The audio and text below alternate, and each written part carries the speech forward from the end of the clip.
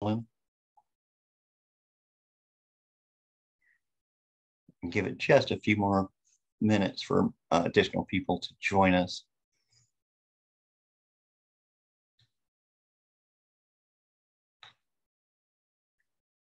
All right. Hello, everybody. Welcome.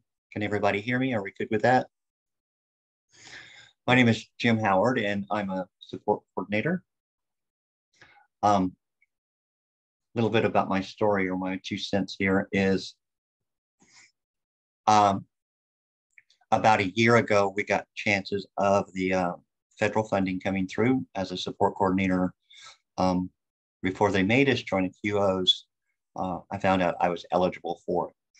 But going through a lot of transition with Senate Bill 82 that came aboard, I really had to make a decision of, am I going to be part of the problem or part of the solution?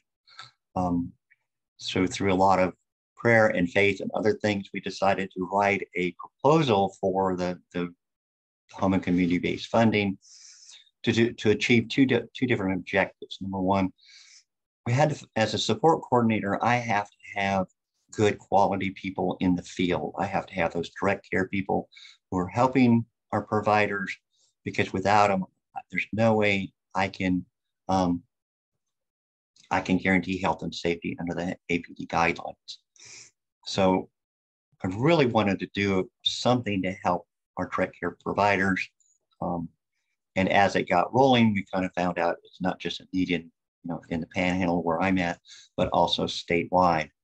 The other part of the proposal that I wrote had to do with provider recruitment and, of course, provider retention. We kind of got running with the provider retention because we asked providers, what do you need? They needed iConnect training.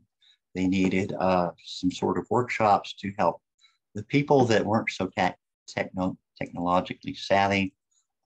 They needed, because some of the providers out there were telling me, I know that you want to write for medical necessity for iConnect in order to preserve services, but we're struggling to have people that can understand how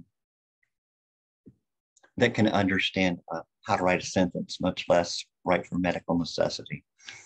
We teamed up with Family Network on Disabilities because Google has a lot of accessibilities for people with disabilities.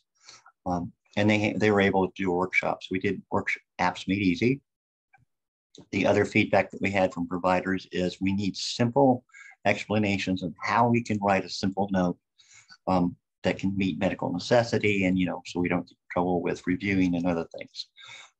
So we came out with a workshop called Writing a Good Case Note, and all of those are available on our website. But then we decided we had to move on to the tough part of provider recruitment. How in the world do we bring new people into the field because of iConnect and things along those lines? It was really a struggle. We lost a lot of good quality direct care people who didn't want to do the technology, who didn't understand technology, and a lot of them went elsewhere. So for part of today's discussion, we're asking our key people, what are can you name a few of your current challenges in finding good people? Number two, can you speak to what's working? Are you finding them? If you set up an internet store, people are always talking about what is the cost to add a new customer to your website. So I guess my question is also, what is the cost of finding new, good, qualified people? And then, of course, what are you doing to retain them? Different parts of the state are really struggling with it, such as the WSCs. WSCs are having tremendous amount of difficulty in getting through all the training, finding people, and the ability to pay them while they're training. Some of us really can't do that. So I'd really love to hear from different parts of the state as to what's working, and then try and keep it on a positive note and go from there. I'm looking at my people. Well, Mr. Mark, you're currently online. So Can you fill us in on those things? You mean me, right? Yes, sir. Who are you, I'd and be and what do I you where I are you at? I'd be happy to. A few months ago at Best Practices, the ARC got together and we had some really good discussions with folks. We brought in a presenter, and we really took a hard look at what we do in terms of recruiting. And the approach that we decided to take was make changes ourselves. The people that we're trying to recruit are not the problem.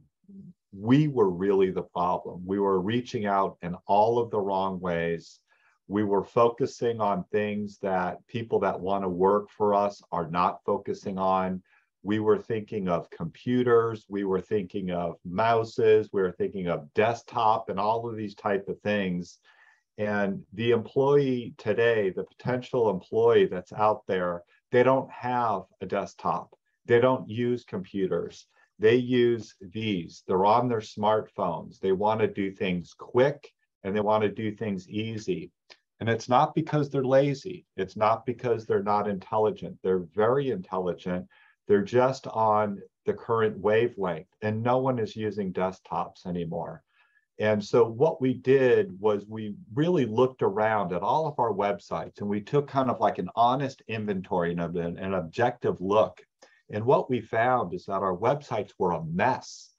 It was easy to click on how to find a job. It wasn't that hard, but once you clicked on, there was all these documents and legalese and APD speak and all of this type of stuff that all it did was lead a person to click right off it. They weren't interested. They're not going to read books. There is all sorts of warnings in there and penalties and abuse, neglect, and exploitation and all of this technical stuff that no one wanted any part of. So what we did was we turned everything on its ear and we completely changed things, okay? And one of the things that we looked at, because we're definitely talking about younger people a lot of the times here, and what were they interested in? What attracted them to a job? It wasn't legalese. It wasn't long explanations about APD and all the funding crises and all these things. They don't care. What they did care about was short, concise things that they can look at and immediately be attracted to. So instead of having pages and pages, we reduced it all down to a few short bullets, okay? And what we focused on were bullets that said things like this: an opportunity to help people. Because young people, they want to help others. This generation is into being helpful. So opportunity to help others. Bullet 2, use your creativity. Bullet 3, participate in fun activities.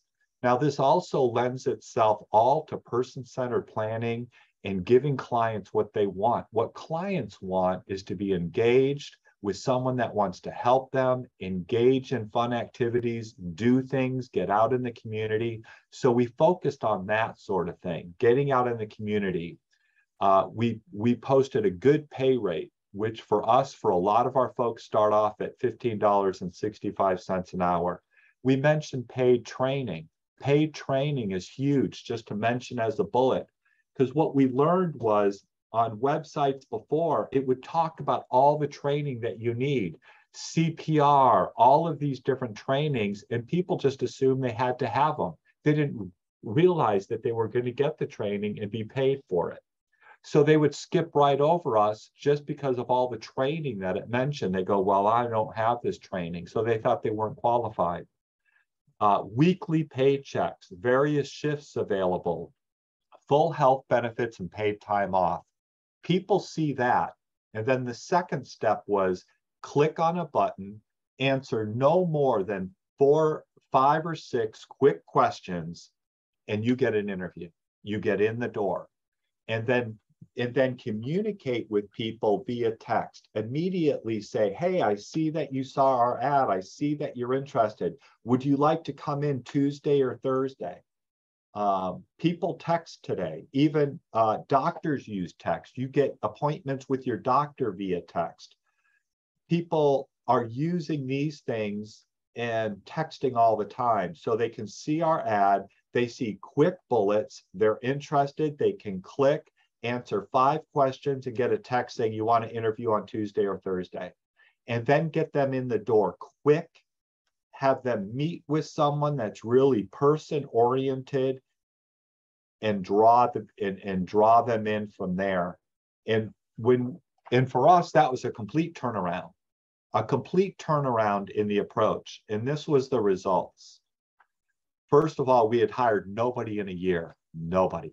We were 75 DSP short, and we were in crisis. And this crisis is not only statewide, it's nationwide. It's going on everywhere. So yeah, we had the help of $15 an hour, and that was critical. But we also completely changed our strategy. In month 1, in August, we were able to hire 6 people. That was huge.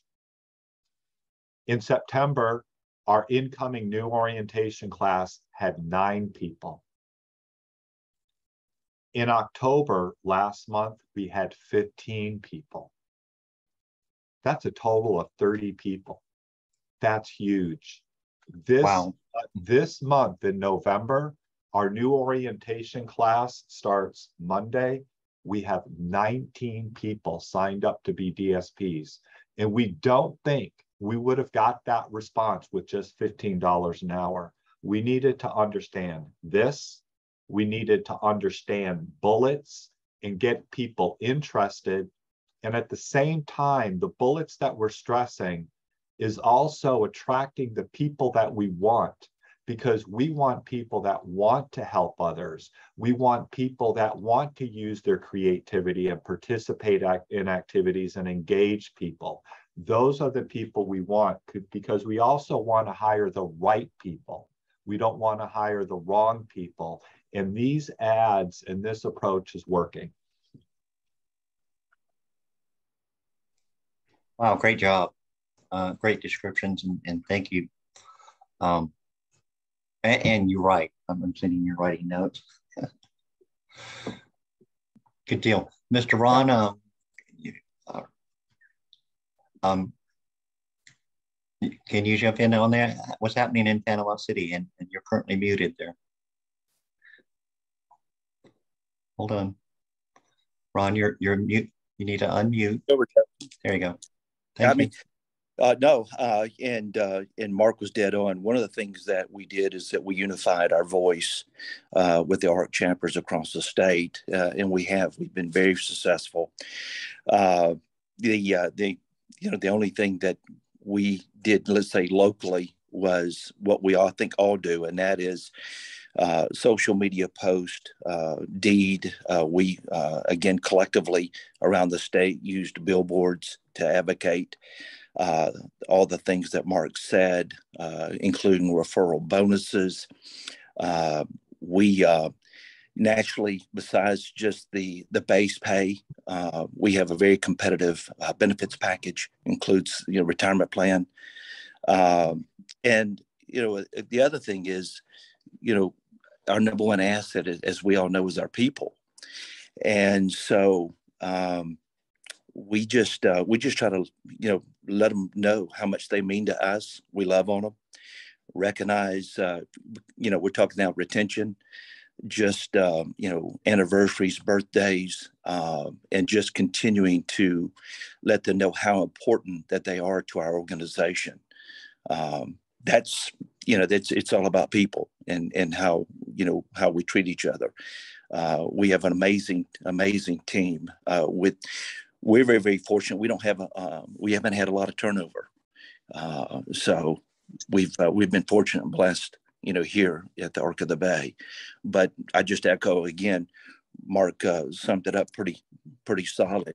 And we just continue to try to send us a unified voice across the state. Great job. Now you're in the Panama City area. So what services are you providing under the ARC, or you're saying Andrews Bay Center? Yeah, Senator Bay Center, DBA, the Arc of the Bay. And we do not have residential, but we are excited to just got an acre of land donated to us, and we're finalizing, hopefully in the first and second quarter, to get the groundbreaking process going. But adult day training and employment services all over VR, and we have a certified culinary program, the programs that we offer. Yeah, and so you're actually kind of set already for the transition to what is it, the adult day treatment, LSD4? Yeah, LSD, right? So, because you had a separate job type training program, that was great that you guys did that. Thank you for your time. Appreciate you being on board. I wish you could, if you open your chat boxes, you could actually see a lot of positive messages. So thank you for what you do. Mr. Allen, you're next up. Good afternoon. I'm Alan Abramowitz, the CEO of the ARC of Florida. And I guess the main message I want to say is we are all in this together. There's a reason 4 ARC chapters, I see 4 CEOs on here, are here to try to help other providers too. We're passionate about this. I remember when I interviewed for the job with the board, they were most interested that I was interested in grassroots advocacy. And that just doesn't mean ARC. We need everyone to have success. We're all in this together. We work with FARF. We work with any provider. We now have colleagues. We changed our amendments to include other people into our grouping so we can work together. And we know the top issue is direct support professionals. We need everyone to have success with them. This is why we do this work. And that's what's so great to be part of this group, the people on this, the people interested in this. And, you know, I was talking to Jim before this meeting, and, you know, he mentioned his favorite job he ever had was being a companion.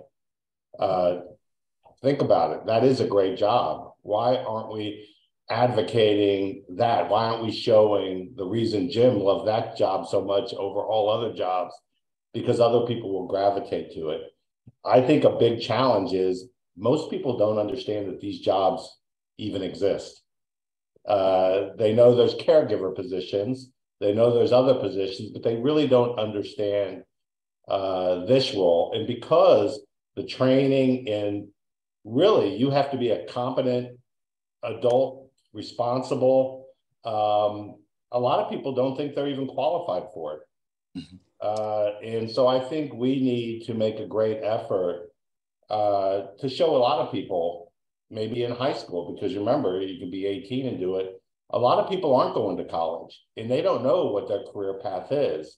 And if you look at the sign behind me, this is one of the about 40 billboards we put up in the state to attract people. And we purposely called it a career, because if you talk to people in leadership positions, a lot of them started off as job coaches, direct support professionals, the whole gamut.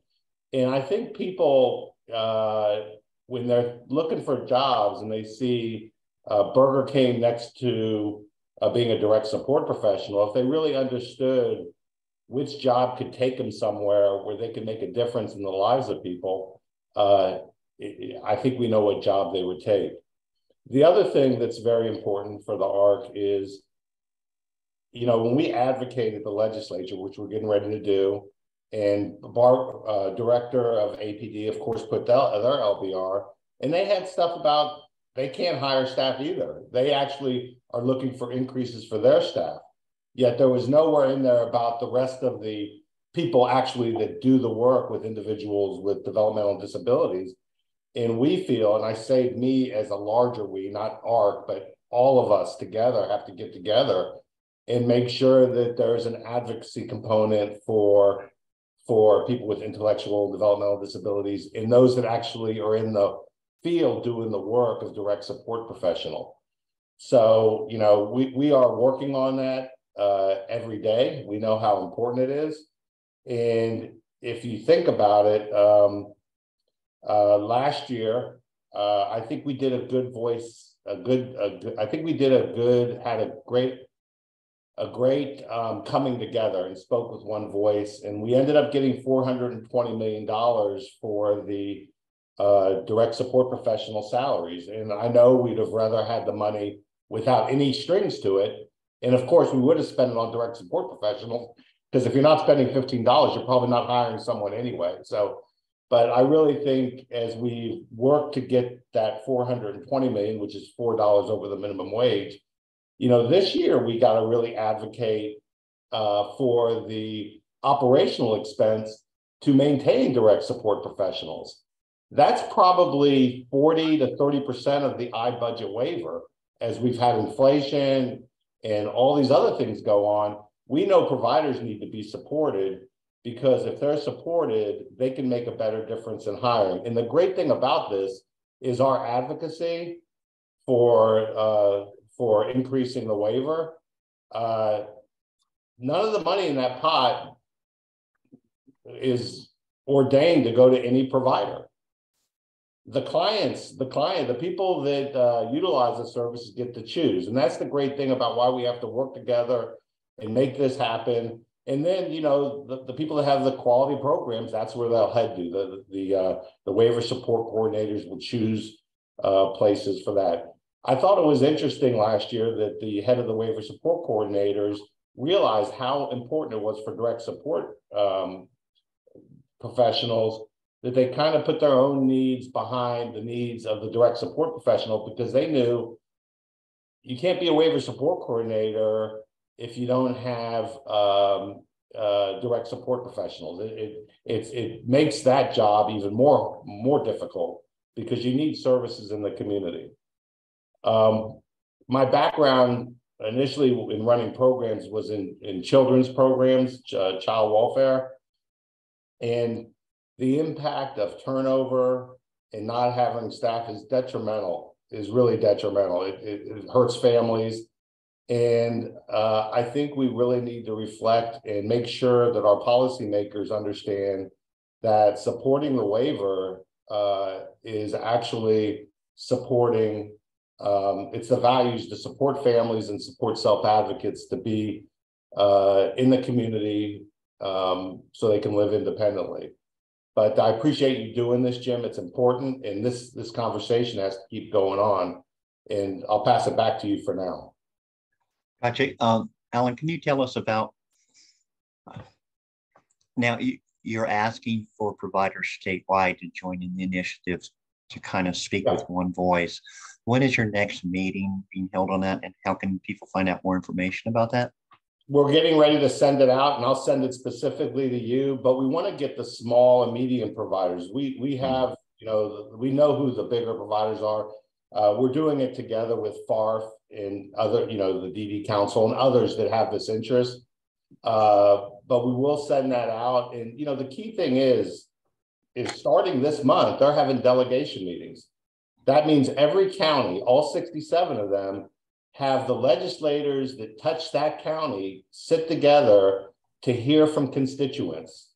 And that's where you make a difference. It's, by the time you get up in March when session's beginning, the ideas and thoughts have been formed. And one of the things we're doing is working on talking points, a one-pager, that we can get to all the providers out there, but we need to show up in numbers at the delegation meetings. The policymakers need to know that this is an important issue in our community. And so we'll have another meeting in December. And the small provider meeting, we need them to have success. There's not enough capacity in the system right now for individuals with disabilities to get services. So we realize how important that they are part of the team. And we're going to be setting up monthly meetings where not only they can assist with this, but also I feel like oftentimes they're out of the loop about what's going on. And we need to make sure that they know what's going on so they can advocate also in their community. The reputation of the providers in the community is what makes it easier for the lobbyists in Tallahassee and the people that we'll actually hire to fight for what we need. But the groundwork is done there by the great work that each of you do. So that's kind of my main point there. But we will be setting up a meeting in early December, another meeting. And there'll only be, we'll have room for 100 people to talk around the state. And the goal is to share the message about why we are going to seek this legislative session, what we're going to seek, so to support people with intellectual and developmental disabilities. And the path to serving them is through the providers network. Correct. I also noticed that some of your other ads was to encourage people to join the waiting list. I guess there's been discussion about some people they're hearing about the well, the services in Florida not bothering. That's very important, because we know that there's not just 20,000 people waiting, but if you're on the waiting list, there's a lot of advantage, especially if you go toward if you have a crisis, that crisis can be resolved quicker, but they need to be counted. Everyone needs to be counted. We have an advocacy plan going forward where it's be prepared, be counted, and be heard. And if you go to our YouTube channel, Arc of Florida, you'll see the 3 videos. They're with actually Mark Swain's on one of them. I think he's on the Be Counted video. But they're very short videos, less than 2 minutes. I think 2 of them are a minute and a half, or maybe less. But they tell why. The be prepared is real important, because a lot of people are moving from out of state, and we really need them to know what they need to know before they get here. And so it's very crystal clear, and we have a link to a website that's not as confusing as other websites they might go to. And so we had lawyers help us with the content to make sure that what we were saying was legally correct. And basically it lays out why that you need to be prepared, you need to be counted. If you can qualify for the waiver, you need to apply. You can apply for the waiver if you're older than 3 years old. And remember, if you're 40 years old now and you're applying for the waiver, you have to show that before you were 18, you had the documentation. So it gets more complicated the older you get. So if you go to the Arc of Florida YouTube channel, you can watch those videos, and we'll be promoting the idea that if you are qualified, you need to apply for the wait list, because you may not be having a problem today, but if you have it tomorrow, you can get services. There's also some general revenue services and some other things that the agency can do with you. The other thing is the legislature needs to know how many people are out there with intellectual and developmental disabilities, so they can make the correct decisions on budgeting. I mean, the more people we have, the more influence we have, because they know that people that have children with intellectual and developmental disabilities, that's the one issue of everyone I know that they vote on. That's the most important issue in their life. I mean, I know that if you have a child that's has serious developmental issues, the first thing you're thinking about is what happens if I die? That's virtually, and you're probably thinking about that every day. So, our people are passionate. We got to bring them together and speak with one voice. Yeah, as a father with a son on the waiting list, I've been on the waiting list at age 4. He's age 20 now. As a parent with a child with disabilities, we can't die. We're not allowed to.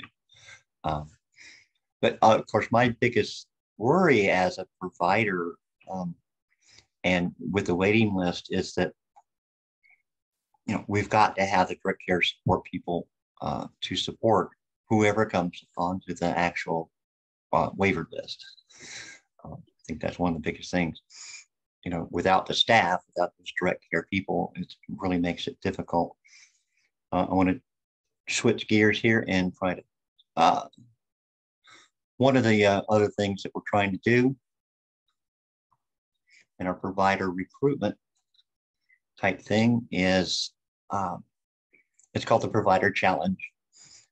Because we are moving into a video generation, people are using their smartphones, their Facebook Reels, I guess, have really destroyed people's attention span, because most of the reels that are out there are really, really short, 30 seconds to a minute. So But in talking with different providers, one of the reasons why we did this initiative was not only my clients out there needed it, but we've got some really dramatic, some really great people out there doing direct care. And I would really love to find a way to capture their stories to help do a statewide, you know, recruitment type campaign. And this is one of the ads that we ran for that. We're fixing to be boosting these ads out, looking for short clips or short stories from our direct care support and answering 3 questions.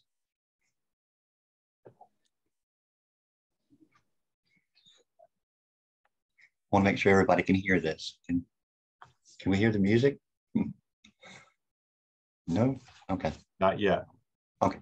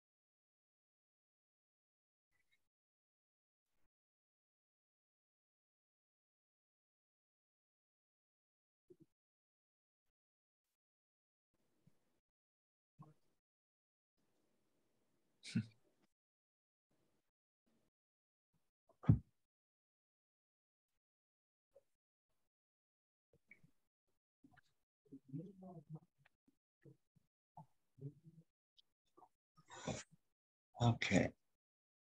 And we're going to stop sharing. I'm one of those people that shy away when you point a camera at me. We've tried to do this in several different formats, and most of my trainings involve graphics, so that's the one that we went with so far. We would really love to be able to get the people, like I said, who have stayed in the field, love to hear responses from them, because I think that might also add the interest of, hey, let's look in working with people with disabilities, and then there's a lot of benefits from it. A lot of the people that have stayed, they certainly didn't stay for the money, they stayed for the people. They stayed because they do believe they're making an impact on others' lives, and those people they're working with made impacts on theirs. Any questions with that? We're at just about 10:30 here. At this point, we're going to open this up for questions or other things. We did have one in the chat box. Says, hi, there's Sarah. She's supporting ARC Broward. She's interested in your target audience. I'm not sure she was talking this to Alan or to Mark.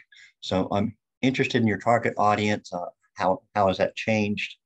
What avenues have you opened up to get other types of populations looking for jobs? Thank you. We have found that a lot of our new employees are much younger. We're attracting a younger set of people. For a long time, you know, this industry has rested on, to be frank, a lot of females between the ages of 40 and 60. Okay. A lot of that group has left the industry. They might come back. Okay. You know, the social fallout of COVID has just been phenomenal. Things have really significantly changed. Now, some of these folks might come back, some retired, some have moved in with other family members. They're just living life differently. And we hope to see some of those folks come back. But right now, what we're seeing is a much younger employee coming in, and they're very different in a good way. One thing that I think is really important is we focus on person-centered services, being person-centered, paying attention to people. So it's really important, I think, when we're bringing in this new generation to model that. We need to pay attention to people, show them that their needs matter, their creativity matters, their strengths matter, because if they're treated in a way other than that, they're not likely to treat the people they're with in the fashion that's needed. And also, we might be attracting the wrong people. So besides just hiring more younger folks, which have all sorts of energy and all sorts of other really great positive things that come with them, including wanting to help others and all this type of thing. One thing that we're doing, which I think is really important, instead of waiting for someone to leave and then conducting an exit interview, we're conducting stay interviews early on. So we want to talk to that person a week in. How are you doing? You know, what's going right? What's not going right? How can we help you? Is there anything going on? And then meeting with that person regularly, because that can make a huge difference in someone staying on a job or leaving a job. We're finding that to be very helpful for retention. Wow, some great suggestions. I love what you're doing there. Sarah, I'm not sure if you're following the chat box. She agrees. How do you adjust the mindset of the internal audience and current employees to accept the new employees to the new kids on the block, so to speak, who are a little bit younger? Well, not to take up the conversation here, but one thing that we're doing with that I think is extremely helpful is the veteran employees that we have that have been around for a long time. They really know what they're doing. Involve them in the training of the new people. The people that have been around for a long time have strengths. They're really good at what they do, and nothing reinforces that strength in getting better than giving them the opportunity to expand their repertoire, gain more respect and more professionalism by involving them in the ongoing, on the onboarding of new people. It helps invest them in the people that are coming in. It helps them bond with them and to understand them. It also creates a really important benefit of when the person's being onboarded by someone who has real world experience, and then they go to a home or they go to one of the sites, they see the same person there. Instead of having that disconnect of having people from admin that they're never going to see again do this training, and then they go out to some other location with these other people. Now, the people that are out at the locations could be doing the training themselves. And that sometimes we don't think about that, because what message are we sending to the veterans who have done such a good job over the years if we don't involve them in training? What message are they getting? So I think involving them in training can really help create the bond you need with the incoming new folks. Great, thank you so much. Looks like Julie, you have your hand up. Yeah. So first of all, Mark and Alan and Ron, you guys packed a lot of great information into your commentary. So we definitely appreciate that. And Sarah is working with us at Ark Broward. We were fortunate. To go back, take a step back, we had put into our FMAP application the opportunity to develop and implement a robust recruitment retention plan, and that got denied, which was frustrating. But they did say we could use some money to pay for Indeed ads, which seemed really pointless if that was all they were going to allow us to do. But that's neither here nor there. So we went out and we talked with a foundation that we've had a long-standing relationship with, and we were able to get them to support us developing a comprehensive recruitment retention plan, and then developing some type of a toolkit so that we can share that with the foundation and whoever they fund and other industry partners. So for example, our brother and sister organizations in ARC Florida and Florida ARF. So we're looking forward to being able to do that and contribute that. But I think that, Mark, in particular, your commentary about, efficiency and speed and access is really important. So getting to folks immediately when they apply, getting them in the door, moving them through. And that's a barrier. I will wholeheartedly say that's a barrier we have. We are too slow and we allow folks to linger too long, and then they leave. Some of that is the challenges of the process of the background screens, which take, 3+ weeks and all those scenarios. So some people just get frustrated with it and drop out. Others have a little bit more patience and tolerance. But I agree with you, Mark. That's an area that all of us should look at in terms of what our onboarding processes look like and do the best we can to make them more efficient. Alan, you touched on some really good points regarding retention, because it doesn't do great to bring a lot of folks in if we churn a lot of folks out. So really addressing our culture issues, and Mark, you spoke a lot about that, retention activities, and in particular, the career laddering aspect, Alan, that you mentioned. So, providing opportunities for DSPs to move up within the organization, even if they're remaining in a direct support capacity, but to understand that there are promotional opportunities for them. That doesn't mean just moving into a supervisory managerial position, but there are opportunities in the direct support position as well. And there are ways to be able to get DSPs credentialed. There are several of us who operate programs that do that. So I think those are tremendous strategies. And then just to echo, Mark, your feedback, we're getting ready to implement a peer mentoring program, which is actually a third career laddering level on top of our career development for our DSPs who have been credentialed through our nationally accredited program. And the feedback that we've received from our DSPs who are becoming peer mentors is really incredible in terms of how they want to be part of development opportunities for their colleagues and their coworkers. And so I think of the robust activity on the recruitment and retention side is really, really important. But in the end, in my mind, it all goes back to organizational culture.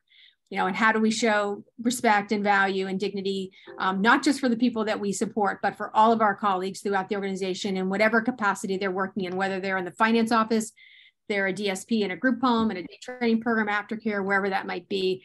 And Mark, I really appreciate your feedback about the younger demographic, because we've talked a lot about that and how do we reach out to the younger demographic, especially those who are not on a college career path. So I think it's really exciting to me to hear that you've found success in that area. And I know that's something that we'll continue to delve into here. And Sarah, who asked those questions, is working with us. She's a marketing guru. She's fantastic. And so we're excited that she's spearheading this opportunity for us. So I want to thank everybody for their feedback so far. Thanks, Julie. We have another hand up for Estella. Estella, are you on? Yes, it's Esteletta Washington. Welcome. Hi, everybody. I have a very small agency and I survived COVID. Thank God. It was very difficult. And but for this session, people say that we're all in this together, but the small agencies, what people say, mom and pops, what I take offense to, we're just agencies like anybody else. We have to come up with the same thing with ACA and with Clarion or whatever you want to call them. Yeah, Estella, where do you work out of and what sort of services do you offer? I offer all of them: companion, personal support, supportive living. Okay, so, and what part of the state? A residential facility, and I'm in Pensacola. Oh, welcome. Well, thank you. We're glad to hear. Our providers are still in Northwest Florida. Northwest Florida, yeah, that's where I'm from. And actually, I'm from California, so I'm very person-centered, very person-centered. So what are some of you, we talked about some of your challenges in hiring and finding good people. What seems to be working for you, or are you struggling for direct care people? I'm struggling for direct care people, even though I'm offering sign-on bonuses or what have you. And you can only, with the retention, I didn't do with the retention and that money and you putting the ads in and everything. I'm doing that, but they apply, but the process is so slow. Like the young lady said, it's slow. The background screening is slow. If they're not already in there, you just be praying that they're already in there. And if they're not already in there, then it's going to be slow. Now, if they do stay, somebody else will offer them a job that pays either more, or they just not a right fit. See, I'm a type of person. If they're not a right fit, I don't keep them. They can't stay. They have to be the right fit for the clients. And every caregiver is not for every client. Every client is not for every caregiver. So that doesn't mean that you have to go, but I'll find you a client that's right for you. And so, but then there's those caregivers that are just not right for this field. If you're not right for this field, I already know from the onset that you're not. Your heart is just not in it, and it's for the money. I don't keep people that are for the money. That's what I do. Since you're in the Panhandle, please find a way to contact me through email, and let's see what we can do to help you with some sort of campaign or attach into our campaign that we're doing. Let's find some possible solutions for your agency here. If you would, we're working on for the hour, so let's do another one. Miss Casey, are you? Thank you. Thank you for what you do, Miss Washington. Appreciate you. Casey, you're on. Hi. Let me get my camera working. Hi, everyone. So my name is Casey Drum. I am the executive director at Jobs for You. We're also in the Northwest Florida region. And I have noticed in our area that if I put out an ad or something on Indeed, that like we don't get anyone. No one is applying. And we were able to get the stipend, and the $15 pay has like really helped. But trying to get people to come in the door is hard. But what I've noticed is what me and my business partner have done is, instead of trying to create a mold that we need for our company for the employee to fit in, what we're doing is we're taking the employee, and sorry if you hear my business partner in the background, if we're taking the employee and we're trying to create an environment for them to be successful. And I found that that has helped with retaining the employees, at least, that have come through the door. I'm from New York, so I understand, being from a different state and coming into Florida and the different cultures and different work ethics and things. And, in New York, a lot of people have the opportunity to go to college. And so just having that different mind frame was a bit of a change for me. But I realized that, like, if I have the ability and the environment where I can create for the employee to be successful, maybe finding that right client or trying to find more admin work or something, that has been helpful to retaining the employees. So Great. And what sort of service does your agency offer? We do personal support, supported employment. We work with Voc Rehab, doing the Weebly programs and the work readiness and supported employment. Okay. And which part of the state are you in? Northwest. We're in the Fort Walton Beach area. Gotcha. Good deal. Okaloosa County. Jim, can I mention something? This last year, the ARC did a best practices conferences down in Jupiter that was only focused on hiring and recruiting direct support professionals. And I wanted to mention this book. It's called Heart, Hope, and Honesty. The whole book is just about hiring direct support professionals in the business. And the authors they're good. They impacted all the ARC chapters immediately. In fact, many of the CEOs were texting their HR departments about making a change on their website immediately. And I think that this book, it's written by Craig D. Fassell and Scott D. Fassell. It might be a resource for some of you to go online and get it. I know it was helpful for a lot of our CEOs. And Esteletta, thank you for what you're doing. And I will never use the word mom and pop again. So I learned something today, but I hope you decide to come to our. What's the name of the book again? It's called Heart. I didn't catch that. Heart, Hope, and Honesty. I'll put it in the chat. Okay, thanks. Yeah, you order it online. Esteletta, I wanted to go back to some of her comments. First of all, small providers are extremely important. And I think one of the changes that's happening right now is we're all starting to realize that. We need to all stick together, speak together with one voice, cooperate, respect, and work with one another. Esteletta brought up some very important points. Esteletta, please get involved with us and other smaller providers. I actually plan on it. I plan on getting involved. This is just like a full circle for me. All right. When I was 18, I was a caregiver. Okay. But then life set in and I needed medical. Then I ended up at the sheriff department. Then I ended up selling real estate. How I ended up in Florida?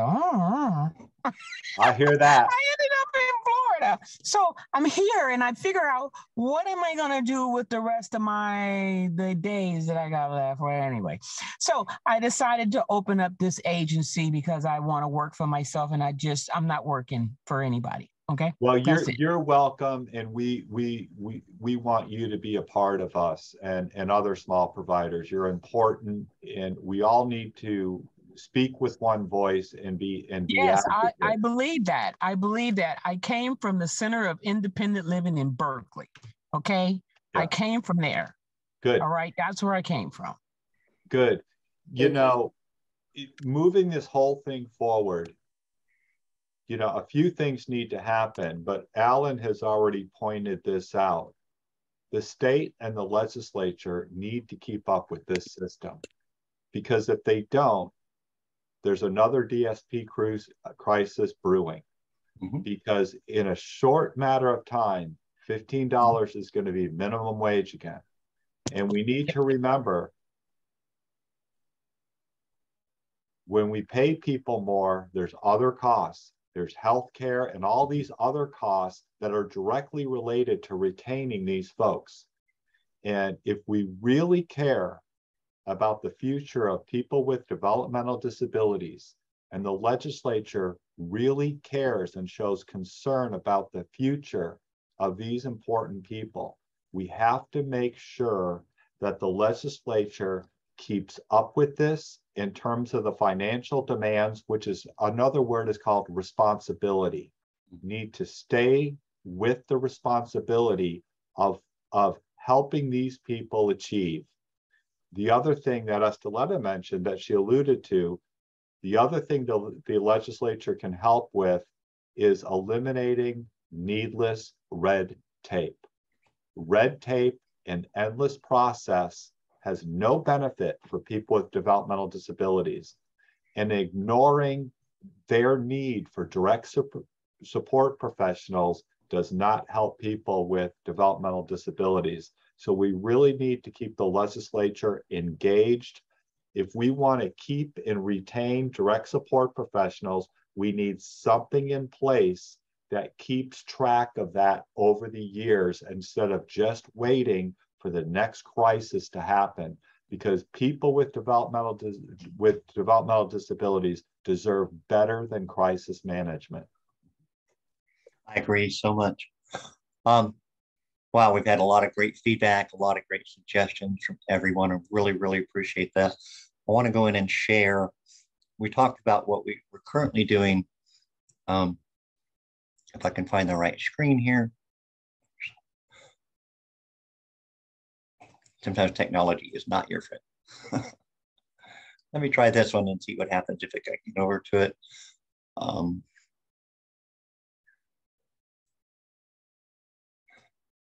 We've been in conversation with the National Association of Correct Care Association. They're located at nadsp.org. One of the things that caught my attention with them, was they specifically work with our population. If you go and look at their vision and their mission, their value systems, something like this came about several years ago in the substance abuse field and the mental health field. Our direct care providers in that direction, they needed more training, they needed more, networking and things like that. So they actually developed a system so that our direct care professionals could get credit for their face-to-face time. And in National Association of Direct Care Providers, what they do is they're offering training for people to who connect into their website. They call it badges, I believe. But a lot of their values and things, and they try and recognize their direct support professional as a profession. This is something, where you start at, you get your additional training, and you can go on in from there. So they're really looking at making the direct care profession more of a professional and recognized nationwide type organization. So I invite you to check out their website. They've got a newsletter that goes out, and it's all directly in support of what we're trying to do here in Florida. I'm in conversation with them because they also do best practices, and they have a lot of tips for organizations as far as hiring, recruiting on a nationwide basis. We hoped that they would join our call today. The president ended up with a medical emergency that he had to take care of. So with that, we're at about 5 minutes out here. I want to thank everybody for joining us. We're going to try our best to post this to our website under the providers page at bymyside2day.com. You can find us on Facebook under the same, both By My Side and also the Providers Network of Northwest Florida. We're constantly looking at doing different types of trainings and asking people what do they need? What can we do to help support them and move forward from there? So with that, I want to thank everybody for joining us, and please contact me if we could help you with anything. You can email me directly at By My Side Today. What I'm going to do is we're going to leave the chat box open. So if somebody wants to go in, we're going to stop recording. We're going to leave the chat box open. If somebody wants to go in and get a website or more information, you can do that in the next 15 minutes or so. Like I said, Mark and Alan, thank you so much for your time and joining us. We couldn't have done this without you. And we look forward to working together with you in the future. Okay, thank you so much. And you guys stay safe in this storm, okay?